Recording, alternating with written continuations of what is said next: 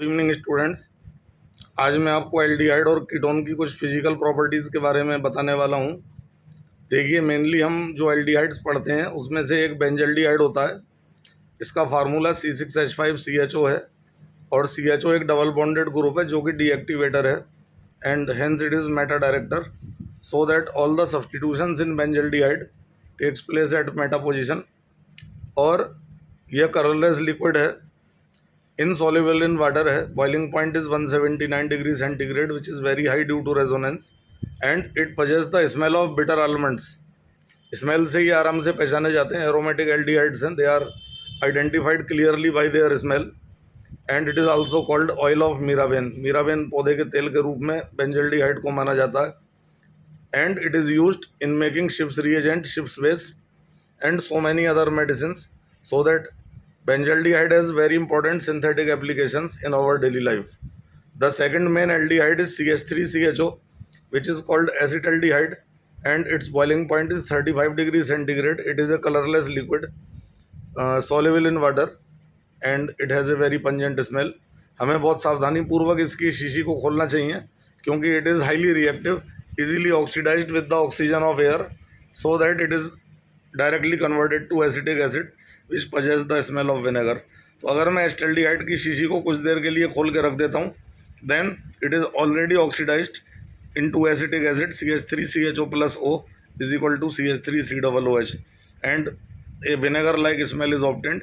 अगर ऐसा होता है तो हम ये मानना चाहिए कि एस्टेल्डिहाइड का सैंपल ख़राब हो गया है, इसलिए इसकी शीशी को टाइट बंद रखना चाहिए और जब भी ज़रूरत हो तभी खोल करके जितना एस्टेल्डिहाइड चाहिए उतना निकाल लेना चाहिए। It is used as a polar solvent for the ionization of various organic compounds. If the SN2 mechanism of the organic chemistry is to be carried out by SN1 process, then we can add acetaldehyde or propanaldehyde in the reaction mixture. Then the SN2 mechanism will be converted to SN1 and the reaction nucleophilic substitution will be carried out by SN1 mechanism. The third main aldehyde we studied is formaldehyde. It is a colorless gas. Formaldehyde एक gas होता है SCHO and its 40% aqueous solution is called formalin। और formalin एक बहुत अच्छा antiseptic और disinfectant है।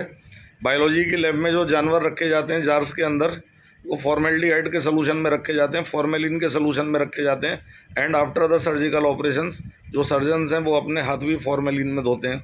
और it is a very good antiseptic and very good insect killer. It is a gas, but when it is dissolved in water, then it is called formaldehyde solution and 40% solution of formaldehyde will be the formalin, which is used in making various solvents and various floor cleaners also. The fourth member we study in the aldehyde ketone is acetone. तो acetone एक ketone है, इसका formula CH3COCH3 है। Boiling point 65 degree centigrade है, 56 degree centigrade इसका boiling point है। Colourless liquid है, pungent smell है, लेस रिएक्टिव देन एल्डिहाइड होता है क्योंकि आप जानते हैं कि एल्डिहाइड्स जो हैं वो Tollens reagent, Fehling solution, Benedict solution और शिप्स रिएजेंट से रिएक्ट कर जाते हैं, इजीली ऑक्सीडाइज हो जाते हैं। लेकिन कीटोन इन सब से रिएक्ट नहीं हो पाता है और इजीली ऑक्सीडाइज भी नहीं होता है। Hence, the aldehydes are more reactive and the ketones are less reactive during the reactions. और अगर मैं कार्बोनिल कंपाउंड्स की स्टेबिलिटी के बारे में बात करूं तो HCHO is highly reactive due to small size.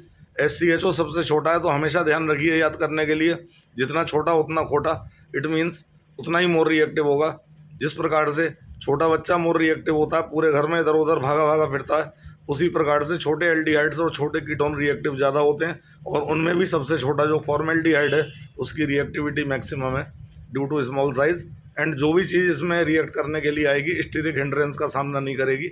लेकिन बड़े एल्डिहाइड्स जो होते हैं, as the alkyl groups are increased around the CO group, then the reactivity decreases due to steric hindrance and the incoming compounds face hindrance to attack on the double bond of the aldehyde or ketone. Thank you.